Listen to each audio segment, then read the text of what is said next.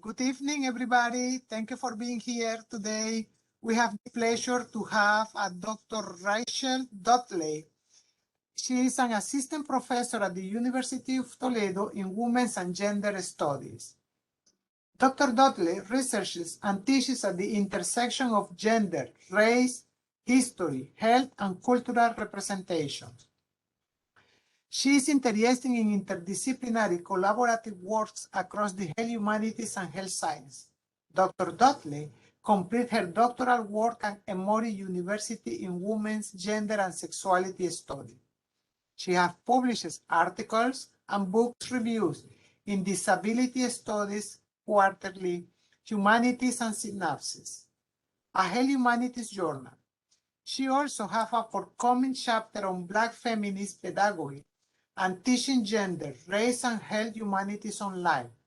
Dr. Dudley is a proud member of the National Women's Studies Association and the Black Feminist Health Science Study Collective. Thank you, Dr. Dudley, for being here with us.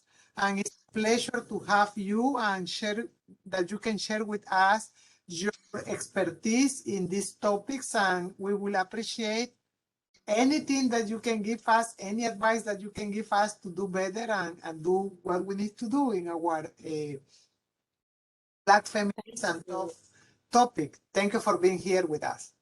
Oh my goodness. Thank you so much for having me. We have been planning this for literally almost a year. Dr. Jenkins, Dr. Kim Jenkins reached out, I think in the fall to start the planning on this event. And I was so delighted. And I've been thinking sort of in the back of my mind for all of this time about what message I would want to share. And so on behalf of the Women's and Gender Studies department here at the University of Toledo and our chair, Dr. Sharon Barnes, and all of our faculty and affiliated faculty, and also the Africana Studies program here at the University of Toledo. I am so delighted to be here.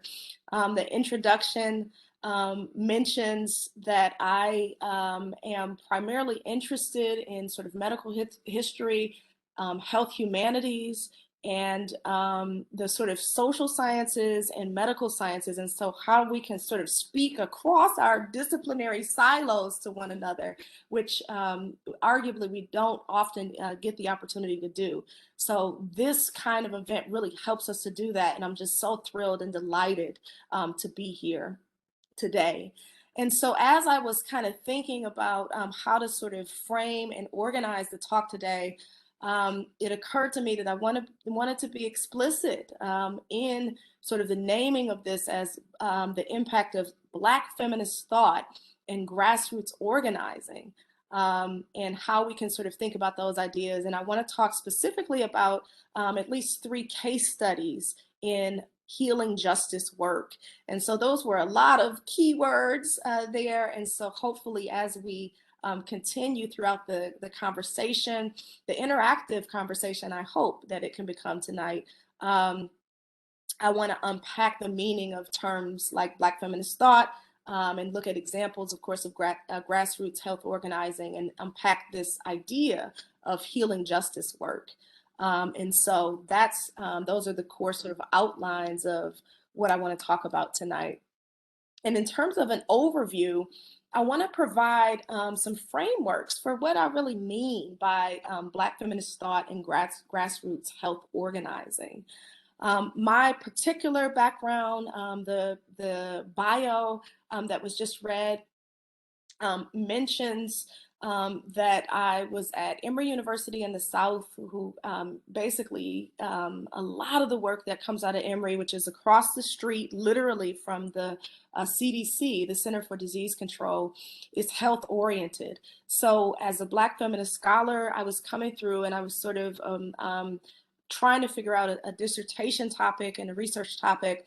And I was surrounded by all kinds of approaches in health and disability studies and medical research, medical ethics. And so that really had a huge impact on my work, not to mention the civil rights history and the rich Black feminist history in the South, with Spelman College being there and Morehouse, and all of that kind of rich history.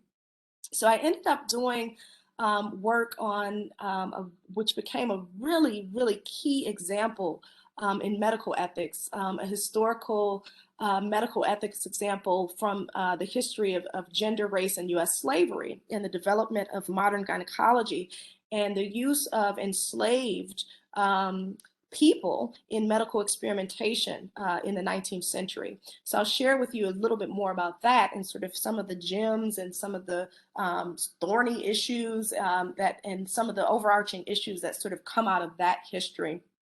That became the bulk of my dissertation work specifically, but more generally, it ended up becoming about Black feminism and health humanities work in relation to trying to bridge the gap between health humanities approaches, which are a lot of times about cultural representations and stereotypes and media representation and images with health science work. And so I'm very interested in bridging those gaps, which is, again, why I'm so honored and glad to have this opportunity. And so the other thing that I want to do with this talk is spend time sort of defining and exploring the meaning of healing justice work, which has gained greater articulation in recent years, but comes certainly out of histories of Black feminist activism in health related topics and histories of grassroots activism, primarily in the South. And so I want to look at the defining and exploring the meaning of healing justice. And then I want to, throughout the talk, I'm going to be looking at 3 specific case studies, which I think really, really do this work quite well. When Dr. Jenkins and I started to think about how this talk could look in the Language of Diversity series in the Toledo Med School, we both, we have so much respect for one another. And we both were interested in, the Black Women's Health book came up, which ended up being something that we both at certain points in our lives had come across and read, and it had been pretty influential to us. And so I decided to sort of start anchoring the work in the Black Women's Health book, which Speaking for Ourselves, which was edited by Evelyn C. White and came out, I think the first one came out in 1990, and then the revised edition came out in 94. And this is just such an amazing contribution and an influential, important contribution in terms of histories of Black women's health and writing about Black women's health in this country, which came out in the 1990s. But as I was sort of thinking about this together, as Dr. Jenkins and I talked about how this book had been so influential in both of our careers and our lives, I looked at the table of contents and recognized some very amazing and influential people and key players who had contributed to the anthology, which include the work of Billy Avery, who wrote Breathing Life into Ourselves, the evolution of the National Black Women's Health Project. So that is something you should keep in one part of your minds, because we'll return to the contributions of Billy Avery throughout this talk today in terms of her contributions to health and medicine and her advocacy and activism around Black women's health in this country. We also see the work of Zora Neale Hurston, who in some framings could be considered a medical anthropologist even, certainly a cultural anthropologist, for all of her contributions, both in terms of her literary genius, but also in terms of her anthropological work. And she has a contribution in the edited anthology called Prescriptions of Root Doctors. We also have Angela Davis in this anthology, who wrote Sick and Tired of Being Sick and Tired, The Politics of Black Women's Health. And of course, Sick and Tired of Being Sick and Tired comes from Fannie Lou Hamer, another civil rights icon and women's rights icon in this country, who has contributed greatly to Black women's health justice. And so Audre Lorde is also in this anthology.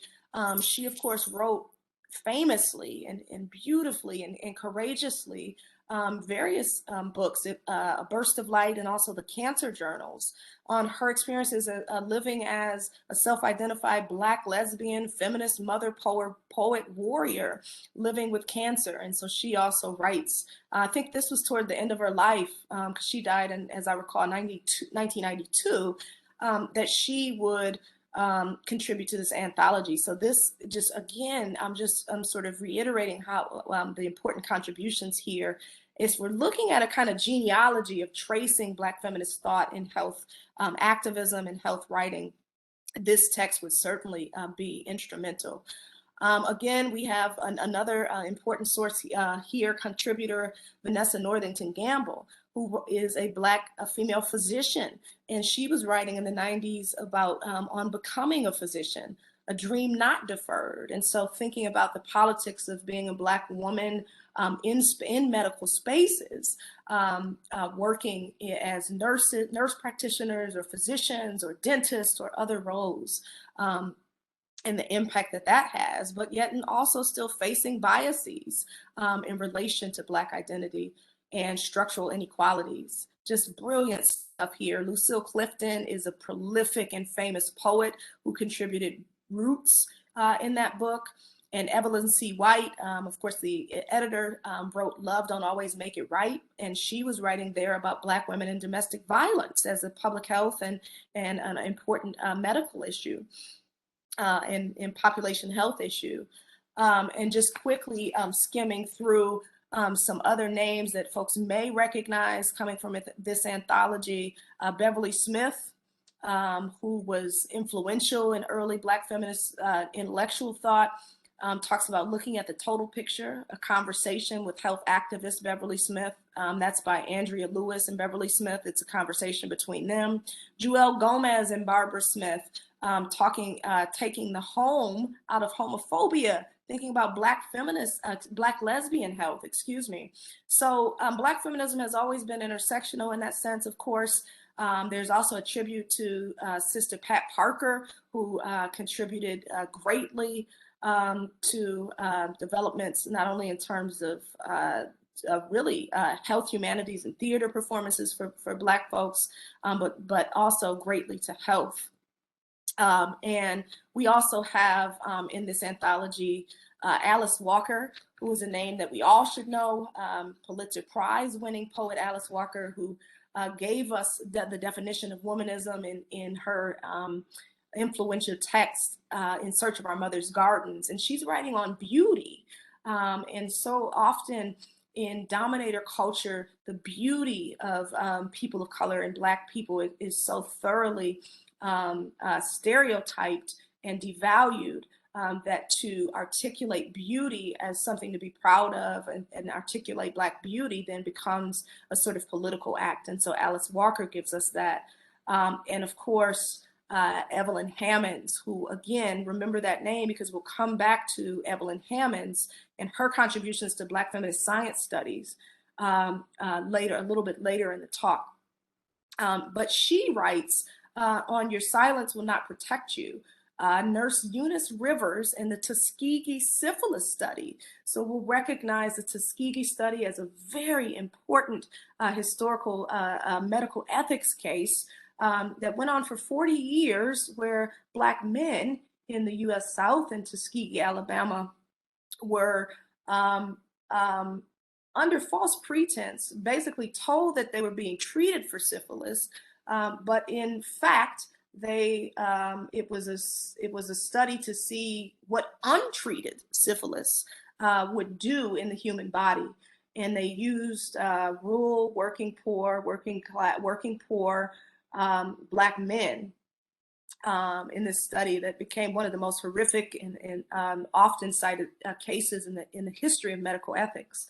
And so Evelyn Hammonds there is writing about the role of a Black nurse, and her role in administering this. And so it's sort of this idea of she wanting to help her communities, but she also being a nurse that was part of hiding the truth And so what role did Eunice Rivers have? And ultimately, she believed that she was doing the right thing. So it looks at sort of a larger structural issues that were underplay there and that were at play there. And the fact that there were so few roles in the rural South for Black women professionally, but nurse was one of them. And so was she a victim in all of that too, is a thing that Evelyn Hammonds looks at in relation to the Tuskegee syphilis study. So brilliant stuff there. And of course, now, unfortunately, as of 2021, the beginning of 2022, we have to say the late, great Bell Hooks, Black feminist icon, contributed to the Black Women's Health book as well in the 90s. And she talked about living to love, which is just amazing to me to reflect on, considering that that would become such a big part of her later scholarship, is to think about the radical politics of love. How do we do that in medical spaces and in health spaces? And so those seeds were certainly there from Bell Hooks, who also gave us Sisters of the Yam, Black Women in Self-Recovery, which was published, of course, in 94 for the first time, if I'm getting that correct. So all of these are extremely, or 2014, this one was the first rendition was 94, I think. And we also have Elizabeth Lord Rawlins, who is the daughter of Audre Lorde, and she became a physician. So she is a multiracial woman who, Audre Lorde had a complicated identity, who, while she identified as lesbian, also was a mother who had a relationship with a Jewish man, out of which she had 2 children. And one male child and a young a female child who obviously now grew up. And one of them, Elizabeth Lord Rawlins, became a physician. So that's part of the legacy of Audre Lorde as well. And of course, Toni Morrison, as far as one of the Americans, the world's greatest literary giants, who passed in 2019, actually, recently in 2019. Contributed to this book as well. So I wanted to take all that time to go over this, not just because as we were planning this talk, Dr. Jenkins and I talked about the influence of this text, but also so you could have a sort of idea of the framework that I'm working with, and the sort of intellectual history that I'm interested in here in framing this conversation. But what is Black feminism anyway, in terms of a quick and dirty? We can go back, it depends on how far we really want to go back. We can go back certainly to the 19th century, but for the purposes of this talk, I want to go back to this very historical, important moment in 1978. I have to do that as somebody who considers myself a medical historian and a historian of Black feminism. The Combahee River Collective statement.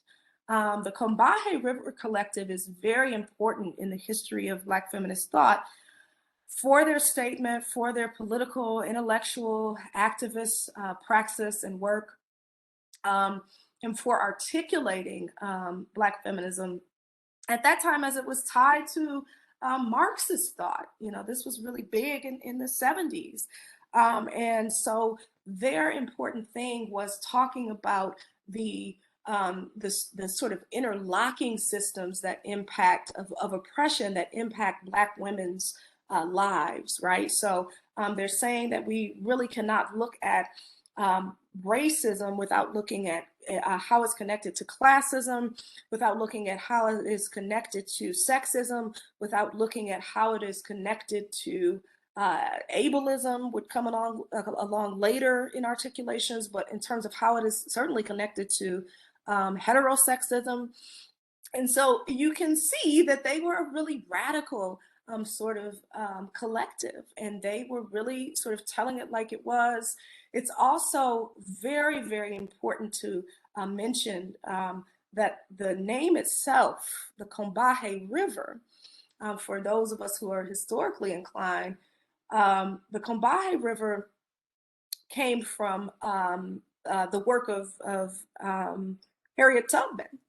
Harriet Tubman, actually at the Combahee River, famously, a lot of people don't, well, maybe people know, but many people don't know that she actually not only is famous for her work in the Underground Railroad, for freeing slaves, hundreds and hundreds and hundreds, if not thousands of slaves through the Underground Railroad network. But also she was a spy. She was a woman spy, a Black woman spy for the North in the Civil War. And Combahee is famous because she basically staged and led a revolt of slave ships that were being brought in, and where there were Black folks who were going to be sold into chattel slavery. And she staged a revolt and freed almost 1,000 slaves at the Combahee River. So you can see the traces of the importance of history, the importance of naming and claiming, you know, the contributors over time, these connections to social systems of violence and oppression. And it is very, of course, politically centered and driven and inclined. That is something that Black feminist thought and feminist thought has always been explicit about. And so out of the Combahee River collective statement, one of the most famous quotes and often cited quotes is that if Black women were free, it would mean that everyone else would have to be free, since our freedom would necessitate the destruction of all systems of oppression. And that one, if I was teaching one of my classes, I would be interested in people sort of journaling about that and what they thought that meant. But what we can see there is that articulation of interlocking systems of oppression. It's been called so many different things throughout the years. Interlocking systems of oppression. Patricia Hill Collins, author of Black Feminist Thought, you know, talked about it as the matrix of domination.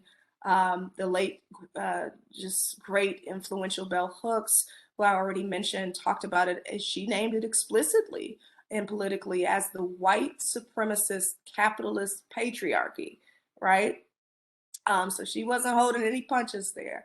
And so it has been called different things. We might also, it gained greater articulation by the early 90s, certainly, as intersectionality, intersectional analysis, which we can see in the work, of course, of Kimberly Crenshaw.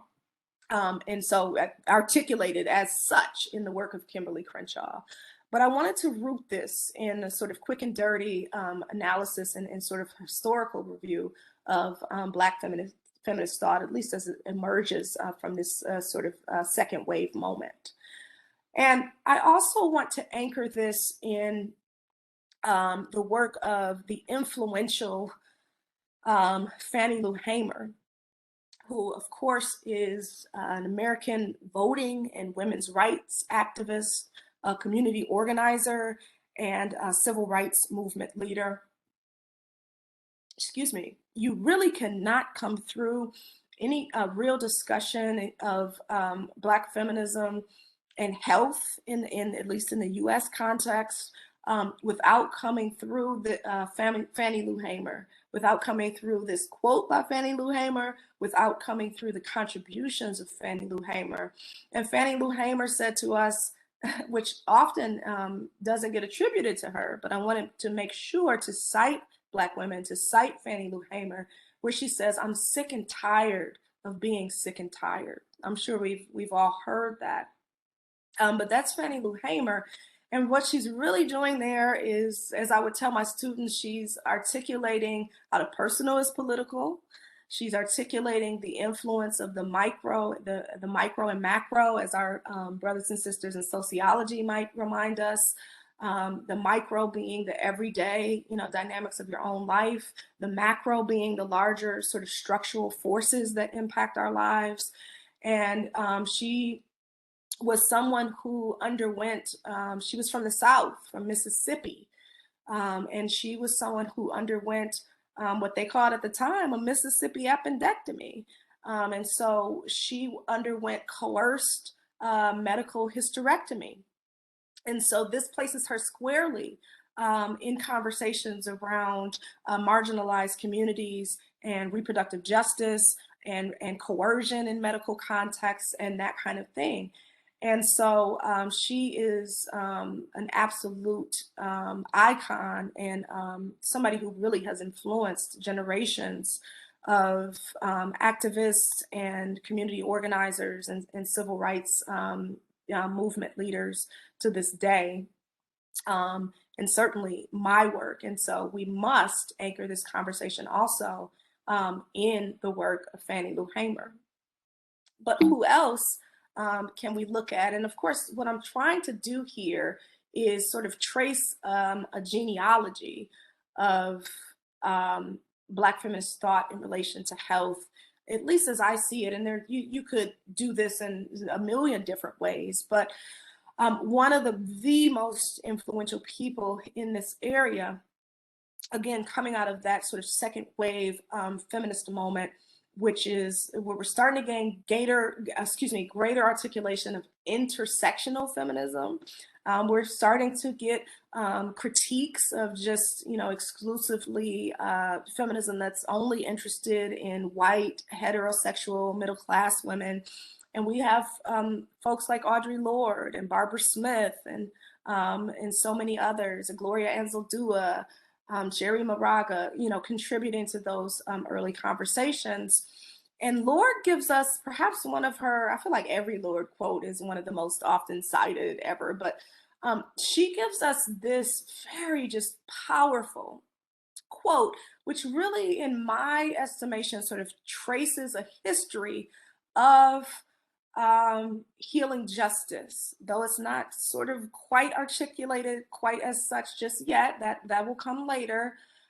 But she is certainly talking about self-care as a radical political act that relates to well-being, wellness, healing, taking time to nourish oneself, to be well in a context that would, by many estimations, sooner rather see you dead.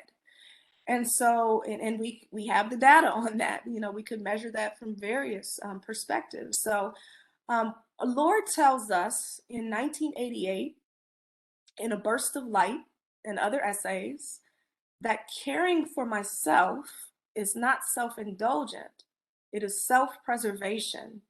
And that is an act of political warfare. And that is such a powerful quote, and oft a cited quote, a very sort of in your face quote, where she's saying it's political warfare. So she is naming those structural inequalities that prevent the health and well-being of Black, Indigenous, people of color communities and working poor, working class white communities, marginalized communities, we should say.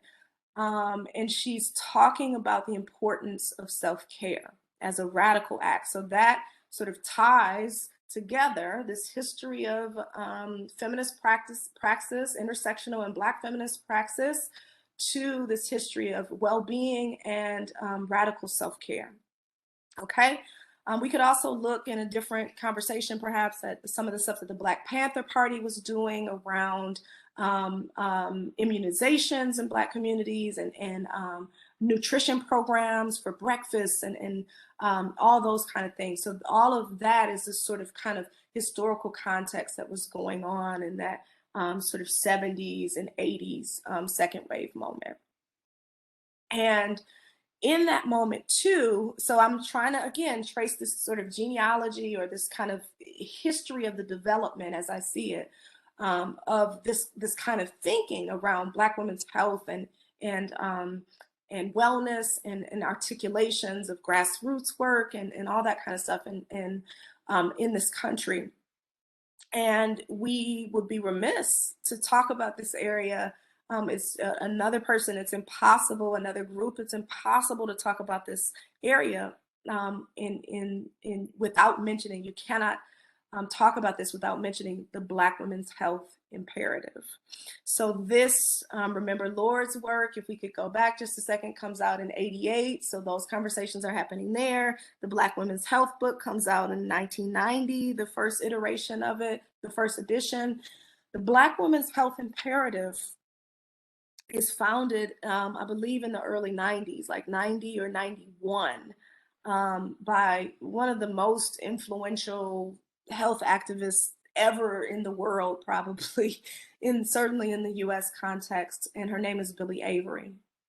And Billy Avery was motivated, like a whole bunch of folks, in doing sort of feminist health movement work by Our Bodies Ourselves.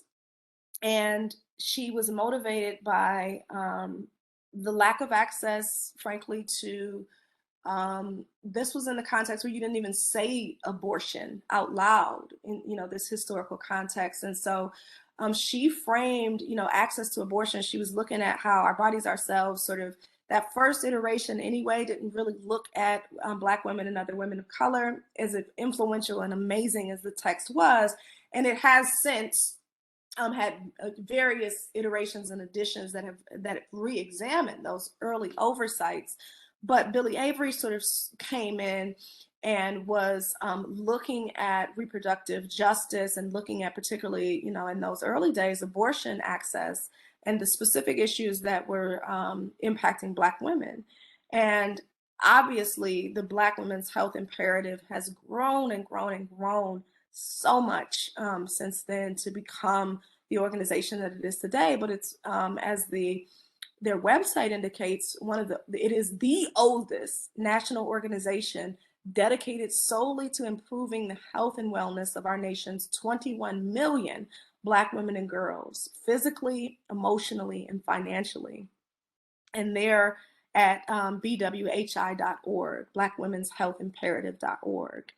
And their central question is, what if all Black women and girls enjoyed optimal health and well-being in a socially just society?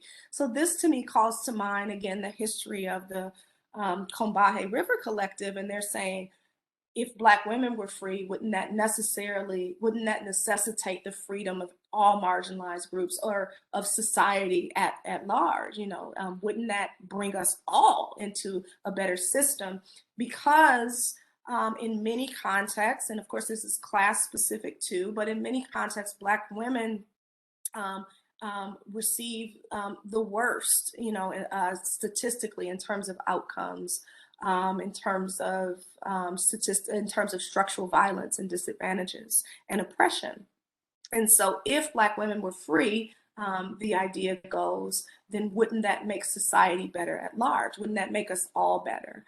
And so that is sort of the origin story of the Black Women's Health Imperative. And it's so critically important to highlight them as our first example, where I mentioned I would talk about case studies. And this is one of the most significant examples of, at least that I can think of Grassroots, a case study in Grassroots, sort of praxis, meaning theory and activism, that comes from sort of Black feminist thought, histories of Black feminist thought. And so I really do want to highlight the work of Billy Avery, particularly as she is now an elder who is in her 80s. And I had to stop sharing my screen there. And I want to just bring in, you have to stop sharing the screen in order to bring in the video, but hold on one second.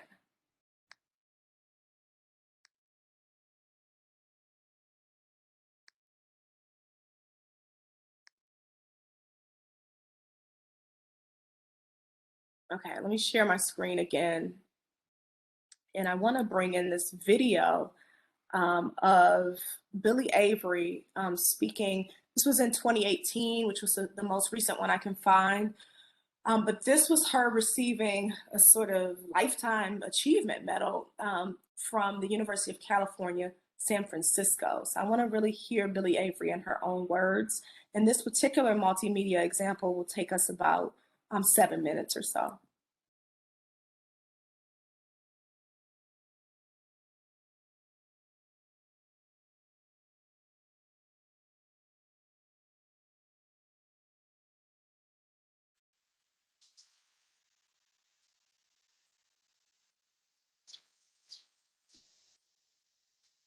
Make a career of humanity. Commit yourself to the noble struggle for equal rights. You will make a greater person of yourself, a greater nation of your country, and a finer world to live in. Wow. Very wonderful. What I love most about myself is the fact that even though I'm afraid most of the time, I do it anyway. That somehow I muster up the courage to take a big leap. And I always believe in listening attentively with respect to people. And in my listening to what they say, but more importantly, listen to what they don't say. And that has served me very well.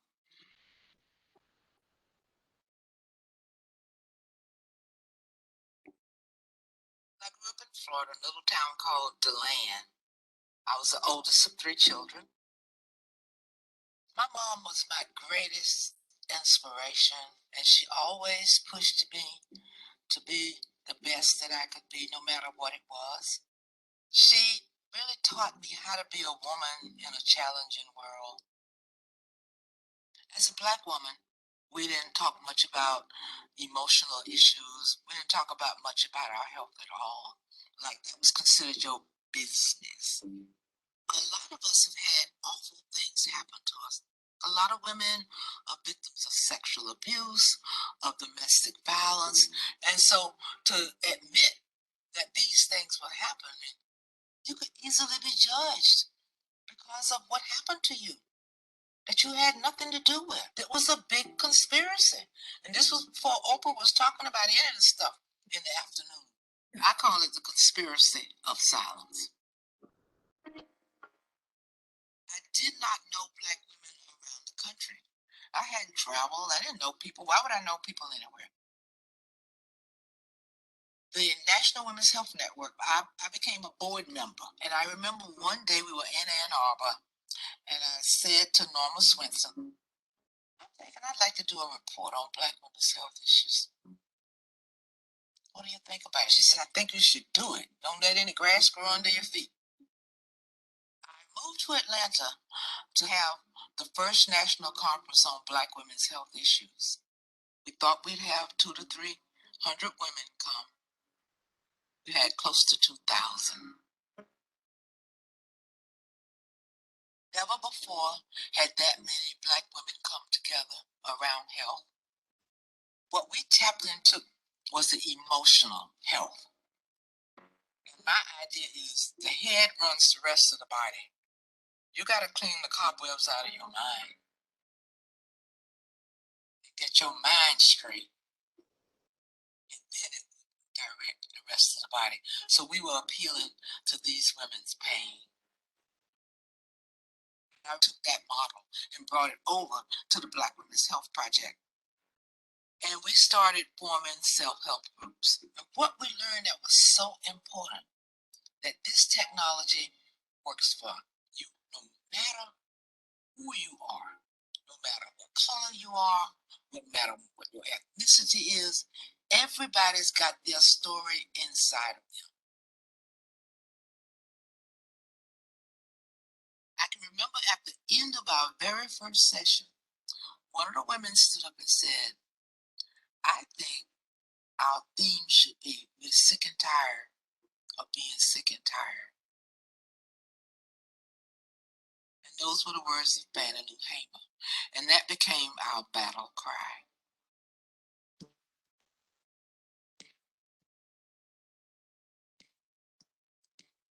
Billie is the heart and soul of Black women. She understands Black women at their core. She is the embodiment of the lived experiences, understands the challenges, the fears, the triumphs, the hopes and dreams of Black women. And there is no greater advocate for our health and wellness than Billy Avery. You can cry, you can laugh, you can get angry, you can go through all those range of emotions. And she made that big okay by starting it, by just, storytelling on Spelman's campus, all the way to Black Women's Health Imperative becoming a national organization. She did that, and she made it easier for me to come up and be able to carry the torch forward. When I was a young public health professional, I met Billy Avery at a Black Women's Health Project conference. Personally, it was a moment where I realized that my voice really mattered, and it was a way for me to integrate me and my lived experience into the work that I was doing. We are thankful to you for raising your voice and for leading the way. At the Center of Excellence, we are committed to listening to Black women's voices in the advancement of Black women's livelihood. Health means my entire body,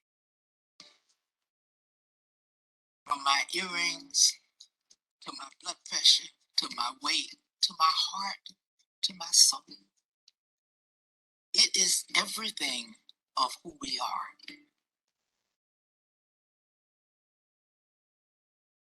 Injustice anywhere is a threat to justice everywhere.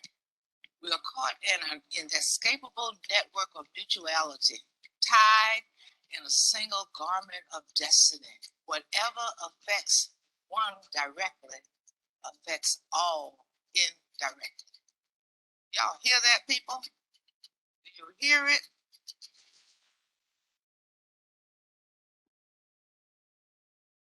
Wow. So that is Billy Avery, the one and only Billy Avery, and her contributions to the Black Women's Health Imperative and to this work around Black feminist thought and grassroots health organizing in this country. So just wanted to really take a minute to kind of highlight that work, because to me it's such an empowering example. I mean, decades long that she's been doing this, spearheading this work. But it just shows when we get sort of bogged down and overwhelmed by the overwhelming astronomical disparities and things like that, that there is, that there are models, for healing justice work. And certainly the Black Feminist Health Imperative and the work, the contribution and legacy of Billy Avery is in that tradition. So what I've tried to do again is sort of look at these histories of development, these sort of lines of thinking as a genealogy to kind of trace the development, as I see it, of Black feminist thought and health justice in this country. And that leads us to the articulation of healing justice, which comes to us framed as such, articulated as such, from Kara Page, which is a really important name to know, and the Kindred Southern Healing Justice Collective, which is another grassroots organization out of the South. I just love that they have as their symbol on their website this big full tree with roots, right? So thinking about the roots of Black life in the South, and the sort of diasporic Great Migration to the Midwest and things like that. Thinking about rootedness, thinking about connections to nature and healing, just, so powerful visually. But they articulated that healing justice is a political strategy conceived in 2005 and formally launched in 2006 by the Kindred Southern Healing Justice Collective to intervene and respond on generational trauma and systemic oppression, and build community/survivor-led responses rooted in Southern traditions of resiliency to sustain our emotional, physical, spiritual, psychic, and environmental well-being. Wow. So there it is as a sort of crystallization of healing justice, the articulation there. Keywords here: responding to and intervening on generational trauma and systemic oppression. So this idea of, maybe in the medical sciences, we would look at it as epigenetics. May look at it in population health as, the social determinants of health. But the idea that all of these interconnecting systems actually have a traumatic impact, on the body and the psychology of BIPOC communities, Black, Indigenous, and people of color communities, and other marginalized communities. And so the goal here, again, is to build community/survivor-led responses. So we're really working at the grassroots level on, what are the issues specific to, specific communities. And of course, remembering that these are rooted in Southern traditions. The Kindred Southern Healing Justice Collective is out of Atlanta. The Black Feminist Health Imperative was out of Atlanta, founded in the early days in Atlanta. And there's a rich tradition of Black life emerging from slavery, in the 19th century and the Great Migration. So that those Southern traditions that sort of anchor it in not just history, but also ancestry is very important. To look at what traditions, let's say, as a historian of slavery, what the slaves have done to maintain resiliency under those conditions of oppression can certainly give us guidance into what we can do in the 21st century. But these are resiliency strategies, again, calling to mind Audre Lorde's notion of radical self-care. And then their articulation of this like holistic kind of approach to wellness and well-being, which connects the emotional, physical, spiritual, and psychic, and plus environmental well-being, which is so important to sort of tie in environment here as well. So that, of course, comes from Kindred Southern Healing Justice, Kindred Southern HJcollective.org. if you're interested in more information there. So why does all this matter? What does it look like, in different areas of health? We could look at it, it was from so many different angles, whether that has to do with rates of excess death for Black populations and particularly Black women, the impact of the carceral state, in other words, the prison industrial complex on Black health and well-being. We could look at it from an employment standpoint, access to quality medical care. We can look at it from, diseases that Black women are more likely statistically to die from than their white counterparts in other marginalized communities. For example, breast cancer rates significantly higher as far as the likelihood of death for Black women, which of course is, again, part and parcel with everything we've been talking about the interconnected nature of structural violence in Black women's lives. We can look at health from the perspective of nutrition and access to quality nutrition in neighborhoods, where particularly in relation to class, where working class Black women are likely to live, and low income Black women. So we know we have supermarket redlining, we could even call it, where the access to quality nutrition is very hard to come by. So we have food deserts, obviously impacting well-being. We could look at it from the aspect of childcare support as far as a social safety net and the cost of childcare.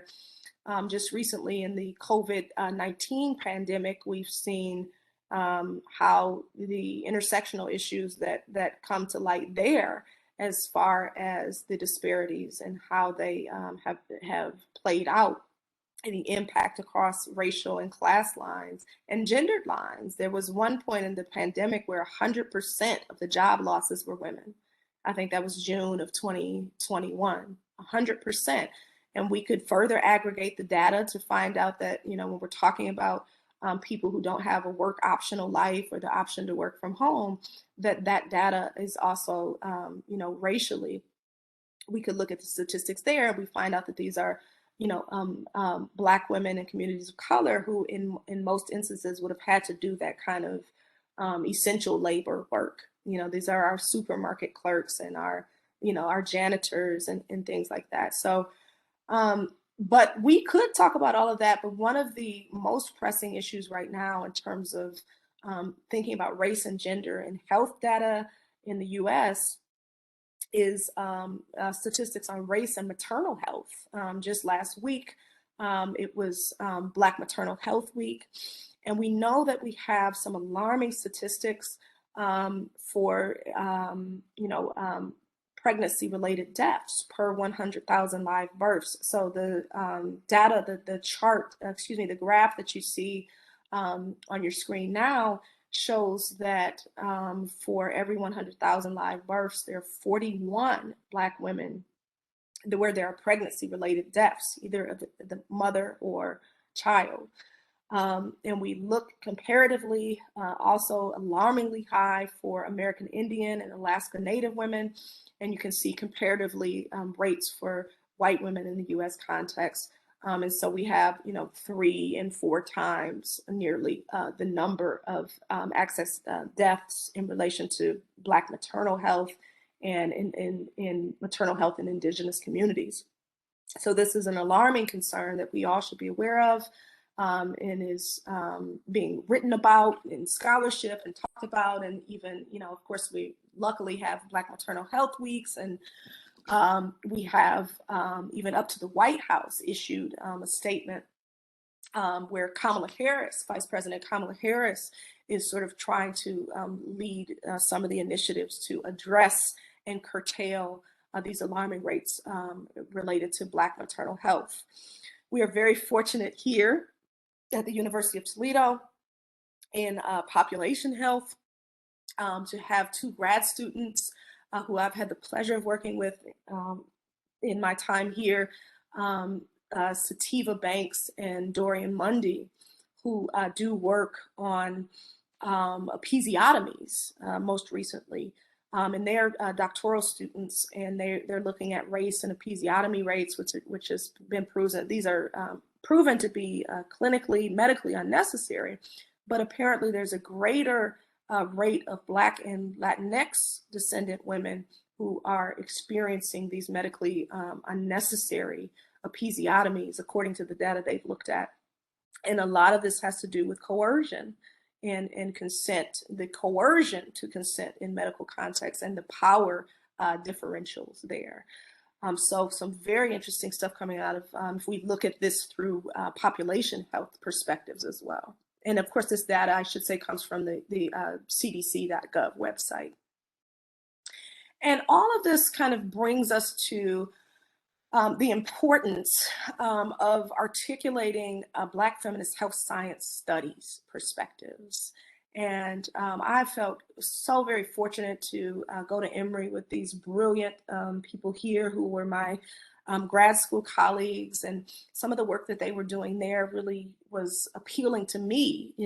As I was sort of applying and figuring out where I wanted to go, I looked at some of the areas that already had work that it seemed like, there were possibility models there. And Dr. Moya Bailey and Dr. Whitney Peoples were a few years ahead of me there. And they were doing just amazing work at Emory, looking from Black feminist perspectives at health. And since that time, they have still continued to be brilliant in all of their various ways. Including Dr. Bailey, who articulated and famously her coined the term misogynoir, which has to do, which articulates specifically misogyny, but specifically anti-Black misogyny. So the ways in which that's unique and particular to Black women in terms of the kind of specific flavors of anti-Black misogyny Black women experienced.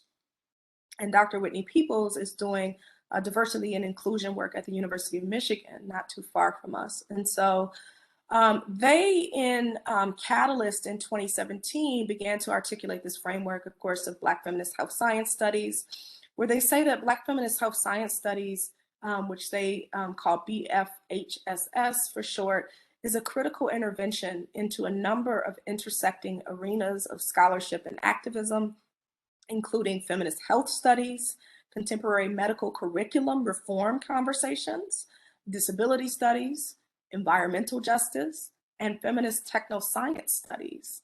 And they argue towards a theory of Black feminist health science studies that builds on social justice science. Wow. Which has its focus, which has as its focus the health and well-being of marginalized groups. They say we would like to move towards a social justice science that understands the health and well-being of people to be its central purpose. Maybe that's different than a profit imperative or a profit incentive in sort of medical industrial complex, but this people-centered approach. And so in this social justice-centered approach, and this formulation of Black feminist health science studies provides evidence of what they call the co-constitutive nature of medical science and popular perception. So again, there we're looking at representations and stereotypes even. So popular perceptions of Black bodies, Black pain thresholds, whatever.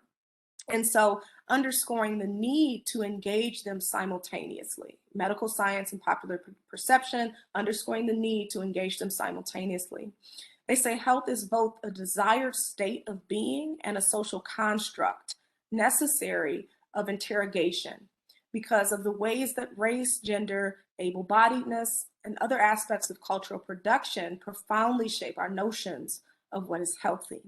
Wow, giving us a framework there that is so needed. And we see again the genealogy and the crystallization of these thoughts and ideas over time. So theirs represents sort of not only grassroots, but sort of scholarly activism in sort of creating these spaces within medical sciences and across the social sciences. And my perspective is in the health humanities. And so they founded, that Dr. Moya Bailey and Whitney Peoples founded, Moya Bailey founded and Dr. Whitney Peoples co-founded the Black Feminist Health Science Studies Collective. And you can find more information on blackfeministhealth.com, but there they articulate the aims of the collective as, to highlight the necessity of incorporating social justice into medical science. And this is an image, just a short image. This is not by far, not everybody in the collective. But this is just a few players in the collective, of course, including the founder and co-founder, Dr. Moya Bailey and Whitney Peoples. But you also might recognize one person there who's in the collective, which is me, representing University of Toledo, Women's and Gender Studies and Africana Studies. But it is really a powerful network and such a fascinating collection of people who are situated so many different facets of academic work that are all interested in Black feminist health sciences in various ways. And so, for example, folks, and of course, geographically diverse and even international in terms of our reach now. And I think there must be 30, 40, approaching 50 folks in the collective. So you can see folks, all different ranks, like assistant professor in African American studies, the University of California, Los Angeles. And then, of course, people doing clinical work, like clinical associate professor in the Department of Psychiatry at NYU. Folks doing, on faculty of medicine's backgrounds professionally, folks in African American studies, folks at Yale in public health, in women's and gender studies at the University of Toronto. So again, the international reach there, Queens College in anthropology and urban studies. So such a rich sort of interdisciplinary, even transdisciplinary, really radically transdisciplinary kind of approach to, bringing all these different perspectives and brilliant backgrounds to look at what that brings to bear on notions of Black feminist health science studies. And you'll see me pictured there. And I am a very proud member of the collective. And my contribution, as I guess I've tried to articulate, is having to do with trying to bridge connections between the sort of medical sciences and social sciences and health humanities, because I've been interested in the sort of as a medical historian, and I'm also very interested in cultural representations. And so how I got into this kind of work is I've always been interested in this kind of work. I was very like 19, 20 when I read, Audre Lorde's The Cancer Journals, which is really groundbreaking, genre bending, memoir of her experiences as a Black feminist, mother, warrior, lesbian, poet, as she articulated her identity. And that drew me into conversations around Black feminism and health at a very young age. And the interest just sort of expanded. And I came across the work of Harriet Washington, who is a medical ethicist and journalist and brilliant scholar and just so much. And she wrote Medical Apartheid, a long, dark history of medical experimentation on Black Americans from slavery to the present. And that came out in 2006, I believe.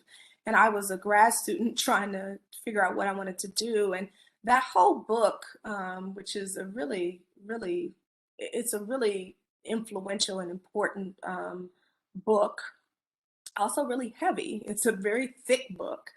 So it is a deep history of medical experimentation. And so that you can kind of see some of the what we would look at as some of the distrust or the historical trauma that some communities have experienced in relation to medicine. And she starts that book, Harriet Washington starts that book, Medical Apartheid, with the story. And again, keep in mind, it's like a 600 or 700 page book. It's so thick. And she starts it with the story of a statue.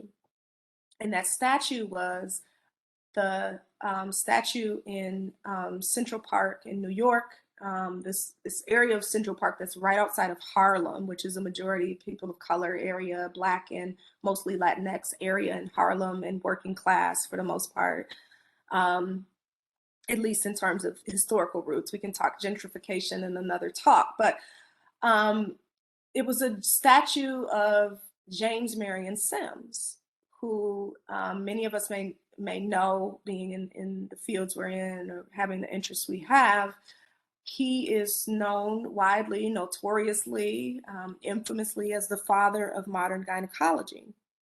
And I became interested in what more we could know about his use of enslaved women in the development for medical exploitation in the development of modern gynecology, which had a connection to US slavery. And so the women who were the first patients and the first, by some scholars, some historians, some medical historians would consider the first women's hospital in the country, including myself, were enslaved women from Alabama who had, they were the non-consensual, if you will, mothers of modern gynecology. It would take Black feminist emphasis to kind of frame them as such, but I was interested in their stories. What more could we know about them? And if there's not anything more, if there's not anything more we can know about them, because there's such scarce historical archival details, and that's a whole different conversation about the archives and the stories of the lost stories of marginalized communities. And how do we begin to ethically piece together, their stories or the possibilities of their stories when we have so few traces? And I was very interested in those questions and the ethical questions that came along with that. And one of the ways in which we have been able to do that work in Black feminism is through honoring them, through saying their names. 3 of their names that we know were mentioned in the diary, the life writing of James Marion Sims, and they are Anarcha, Lucy, and Betsy. But my work and the work of other scholars shows that there were actually 12 enslaved women that were kept by Sims at a backyard hospital for medical experimentation for years of anesthetized vaginal surgery. And there were actually 16 beds in that backyard hospital.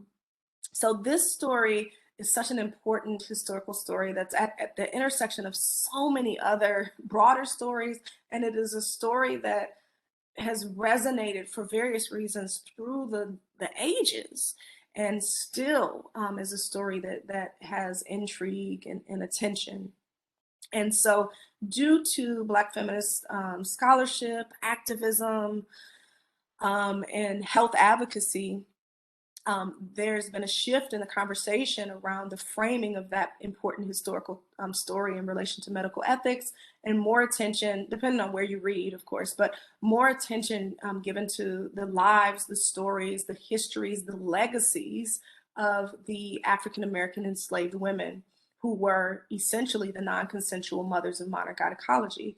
So that's what I spent my whole dissertation in, I guess at this point, early career research doing that project. And I watched it develop for, at this point, 12 years, to the point where the statue has been removed. So you see how this also has to do with larger cultural conversations. So we can see how these sort of cultural representations are also sort of mirroring back our ideas about who we are as a country.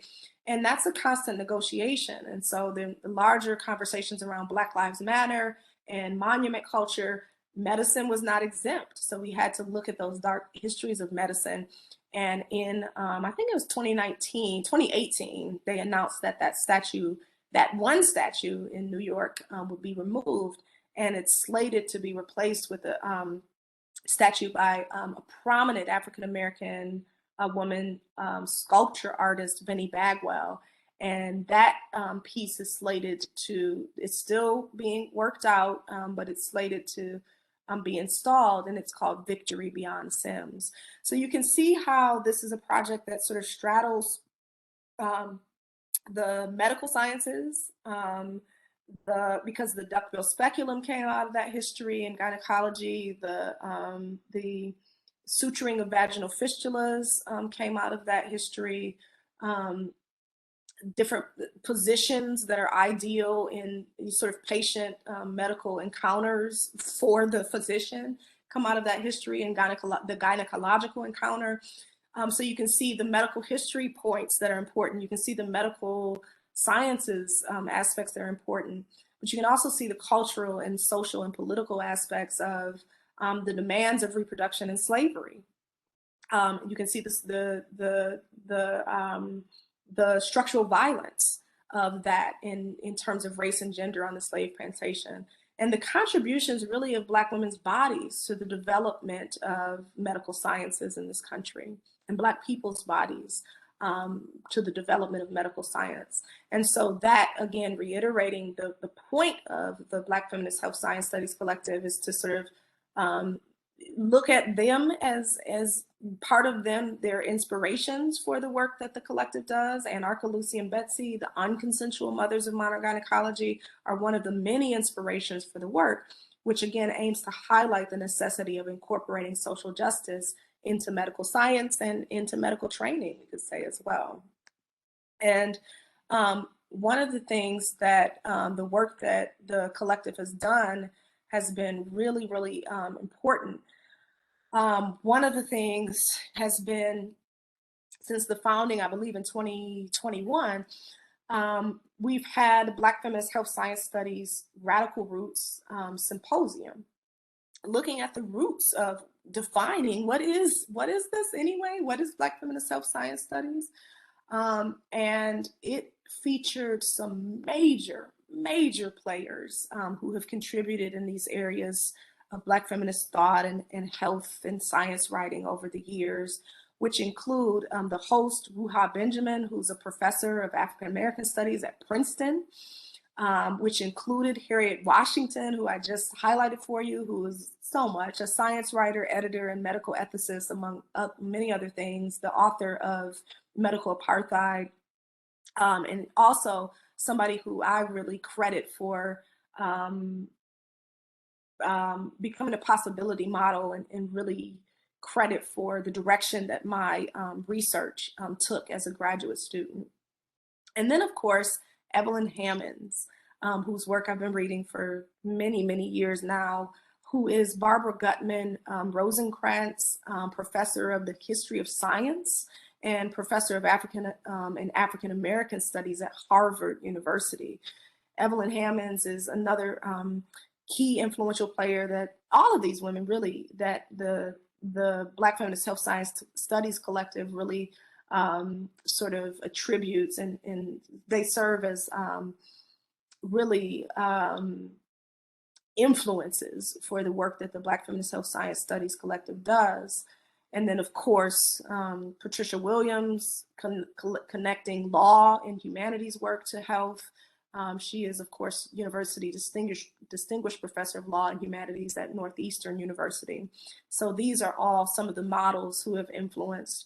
But I highlight Evelyn Hammond's name there in yellow because the clip that I'd like to show you now from this 2021 symposium is her response to the question of, you know, what is Black Feminist Health Science Studies to you?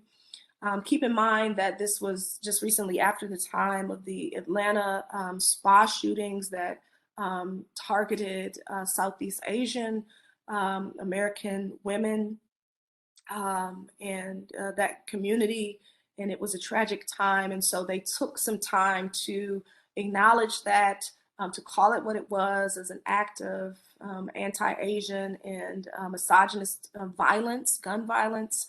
And then they're sort of talking about the state of the world and sort of not giving up on this work of social justice and really talking about those connections across communities and coalitions, taking the time to mourn. And then she goes into her answer. So that kind of gives you a little bit of background about what to expect as I'm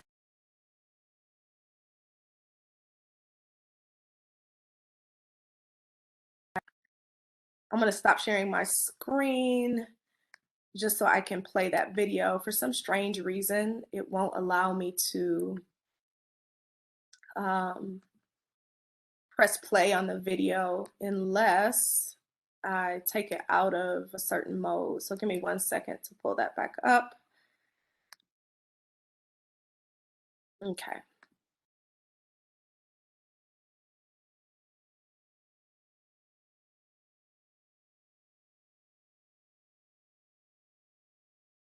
Okay, I just need to exit out of. Okay, so now it should play. So again, this is going to be Evelyn Hammonds discussing her answer to the question, what is Black Feminist Health Science Studies to you?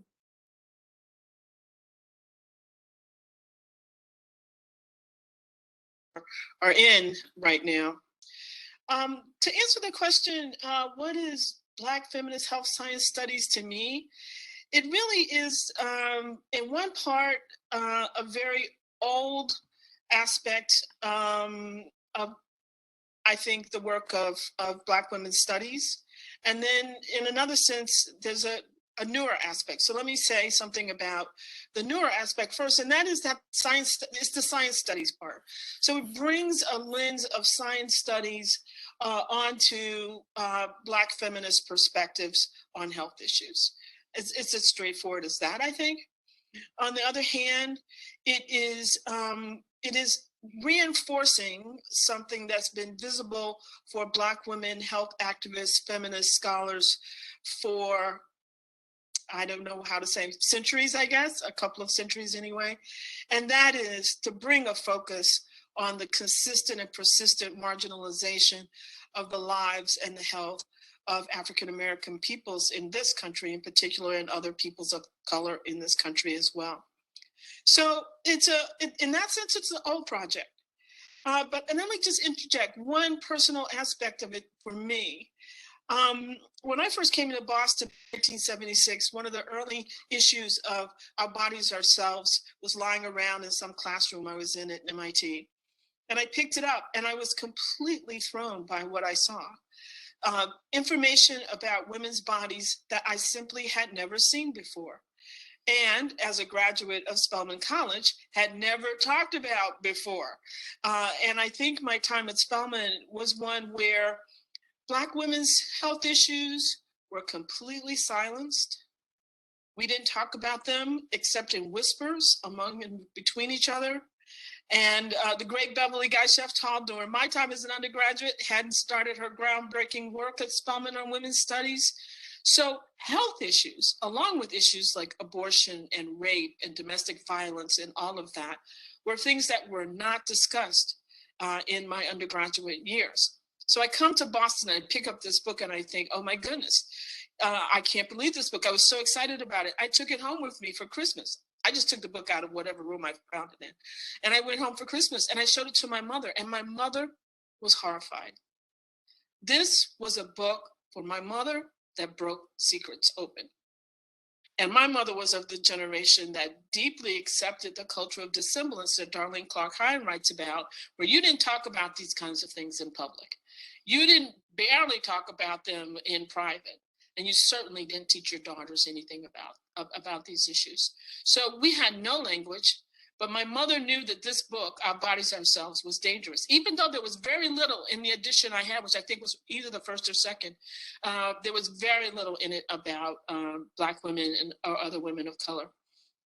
So it was a radical document and set me on a path of really thinking hard about, first, the absence of Black women in Our Bodies, Ourselves, the kinds of secrets that Black women were keeping about health issues, a whole range of them, and the stories that we had learned about injustice with respect to health that was so evident in so many families that I knew of. So I also right now teach a course called Sick and Tired of Being Sick and Tired, African American Women's Health Issues and Health Disparities. So it's been something that I've thought about for a very long time. I think the formulation that's coming together here is a very good one that brings together both the issues of science studies, taking a critical lens and a critical look at the science that undergirds so many health issues, and then also linking it as well to issues of justice, and of course, ultimately to issues of the marginalization and resiliences of Black women. Okay, so we have there again, Evelyn Hammond's giving us her impression of the significance and importance of the meaning of Black feminist health science studies as this new framework is being articulated. And looking at then the third and final example, the first being the Black feminist women's health imperative, the second being the Black feminist health science studies collective, and the third now being BEAM, which are sort of grassroots efforts that are situated in community that really are inspiring, at least to me, because they are rooted in Black feminist praxis. You know, how can we use this sort of political perspective to make the world a better place in relation to health and healing? And I've tried to highlight 3 organizations, not only just the history and the genealogy of Black feminist thought and health work in the big picture sense, but also 3 examples of folks who are really doing this amazing and inspirational grassroots work. And I think I would be remiss to talk about this area in relation to Black feminist thought, in relation to healing justice, in relation to Black wellness and well-being, and I would be remiss to bring those topics up without talking about BEAM, which stands for Black Emotional and Mental Health Collective, which was founded by Yolo Akili. And they ask us on their slogan for their website to imagine a world where there are no barriers to Black healing. And they say, together, we can heal through education, training, and advocacy. And that's their platform as a grant-funded grassroots initiative to work in community on training of sort of trauma-informed care, those healing justice frameworks for learning how to learn, healing justice to inform, peer education models. They also do skills training and strengthening wellness coaching and that kind of stuff. I would love to actually see about bringing some of these organizations here to the University of Toledo. But they do all kinds of programming and events and trainings And so rooted in this kind of, it's just a beautiful kind of Black feminist thought and praxis and health praxis. The theory and the action, the theory and the practice combined. And so I want to end with this example, this multimedia example from the founder and education director, Yolo Akili, where they are talking about harnessing the power of community for collective Black, Indigenous, and people of color healing. And this came to us, this was put out by Healthline in 2021.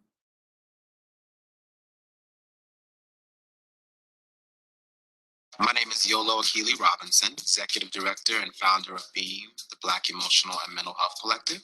BEAM is a national training, movement building, and grant-making institution dedicated to the healing, wellness, and liberation of Black and marginalized communities. BEAM is built on the premise that we just can't rely on psychiatrists and therapists and social workers for our communities to be able to heal.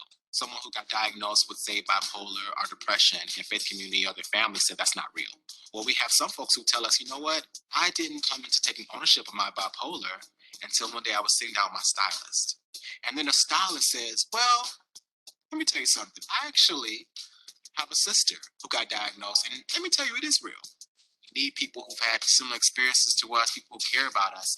And I think that needs to be at the core of mental health in our country. I was doing counseling support for young Black gay men. I began to see how race and gender and sexuality compounded to create this really distressing experience for Black gay male community. And so for me, I became really committed to being like, how do we reframe our understanding of not just our spirituality, but how we also relate to gender and masculinity and all these different pieces in ways that help uplift the healing and wellness of folks. When I think about healing justice in our work, it is critical for us to really interrogate, what have you learned about what it means to be a man, and how is that harming you?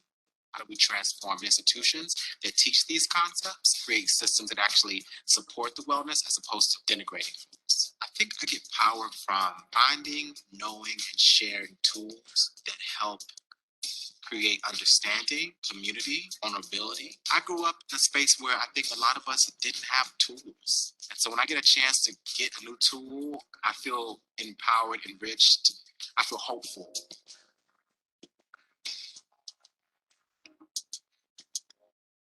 I love ending on that note of empowerment and hopefulness, that hopefully we can anchor the work that we're doing moving forward in all of our various capacities, wherever we are located in community and grassroots work and activist work and in intellectual work or medical work, wherever we are. I love that ending on this note of empowerment. And I loved highlighting these grassroots organizations because they help to keep me inspired, and they help at least me to feel less defeated by some of the overwhelming statistics, and they help me to feel hopeful about the impact of Black feminist work in medical and health spaces. And so thank you so much for this opportunity to participate in the Language of Diversity series. Today, we've again I've tried to look at a genealogy, looking at frameworks for Black feminist thought and grassroots health organizing, and sort of trying to, in a big picture, sort of crash course sense, give you, as I see it, sort of the genealogy and development of some of those key players and ideas. I've also tried to highlight my own scholarly work and contributions in relation to this historical, very important historical medical ethics example in relation to gender, race, and U.S. slavery. And I've looked at some of the work around greater, articulation around defining and exploring this notion of healing justice, and then looking at, as we understand what that means, healing justice work, the 3 case studies of that kind of healing justice work through either scholarly and or community health advocacy. So we looked again at the Black Feminist Health Imperative, the Black Feminist Health Science Studies Collective, which I'm proudly a part of, and also the Black Emotional and Mental Health Collective. And I would end again on that note that we started from, the anchoring quote from the Combahee River Collective statement, that if Black women were free, wouldn't it necessitate the freedom of us all? And so just challenging us to sort of think about that in our own work and in our own lives. And hopefully this has been inspiring for others as we think about our own biases or different ways that we can actually enact change through grassroots health organizing rooted in Black feminist thought. So thank you so much. We have just a little bit of time, in case there are questions or comments. I'm happy to take those. Absolutely. Thank you, Dr. Dudley, for amazing presentation. I absolutely love that. Oh, I'm so glad. I love the cases that you presented, very interesting, and the videos, especially for Billy Avery. Very interesting, very powerful. I have two attendees here. I don't know if they have any questions, anything that they want to write in the chat, anything. I know that and James told you that this is a recording video that people can look in any time, in any moment, and they can see it in their time. With this busy schedule that everybody have, they will have their own time to watch this presentation. And thank you for being here and sharing with us. And thank you for representing the university in the collective group. I am like, whoa, she's there.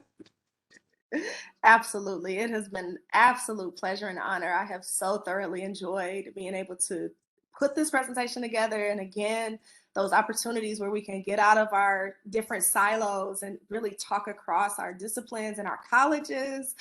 So it has just been wonderful to think about these ideas. And so I want to say thank you to everybody who was able to come today at such a busy time in the semester. This is the last week of classes. And I also want to thank you to anyone who may be catching the video. I know that I've watched some of the language of diversity talks afterwards, and they're really powerful. So for those who catch it on their own schedule, I want to say hello, and I hope that you benefit as well. Absolutely. We have a Sharon Barnes. I unmute you. Go ahead, please. Thank you. Thank you. This is Sharon Barnes. Dr. Dudley, thanks so much for the opportunity to listen to your deep knowledge and enthusiasm for Black feminist health humanities and health histories. I especially appreciate that you want to break that conspiracy of silence and specifically mention the names of so many thinkers and activists whose work you're building on and yours. And you gave us a huge list of people and areas of work that people have been doing this work. But I wonder if you might just have some advice for younger scholars listening to you about where you see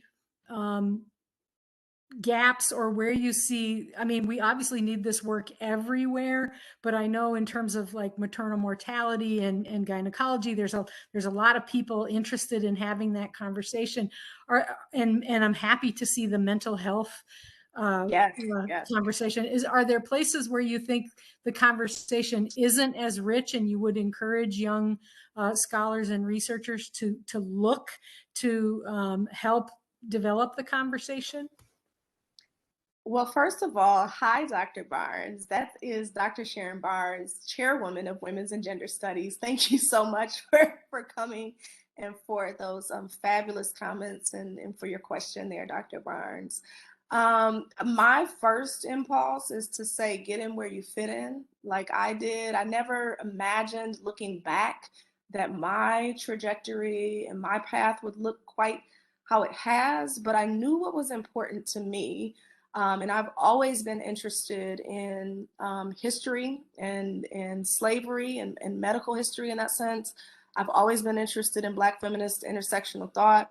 And I've always been interested in health, ever since, well, I myself have type 1 diabetes, so that's another story, but I've been called to it in a sense. So it is a calling, you don't get into this work unless you're called to it, but there's so many areas of development that I really see potential for as we're, sort of coming out of our silos and really valuing transdisciplinary and even radically disciplinary, interdisciplinary conversations and work. So I do think there's room for young folks to kind of get in where they fit in depending on their interest. One of the things that was most inspiring about this book, the Black Women's Health book, is that folks are coming from everywhere. So if you want to do grassroots community work, there's a dentist in here. There are writers. Toni Morrison's in here. Alice Walker's in there. Bell Hooks is in there. There's scholar activists. There are medical physicians. You know, and so that is one of the things that's most inspiring about the work of the Black Feminist Health Science Studies Collective too, is because it's a network of people who are literally interested in doing this work, but they're doing it from so many creative and interesting angles that I just find it really inspiring. So hopefully that addresses that. But what I will say is there's a lot of room for folks to get in where they fit in. And so, for example, maybe you're in med school and you might be interested in medical curriculum, in race and health justice. Or you might be interested in that kind of thing, or you might join, we have here a chapter of White Coats for Black Lives and things like that. So there are various things we can do. Maybe some people don't feel as explicitly political, but there are certainly things that we can do to check our own biases, or, to be better allies to communities that we don't belong to, and things like that, medically and in relation to health. So hopefully that helps address your question, Dr. Barnes.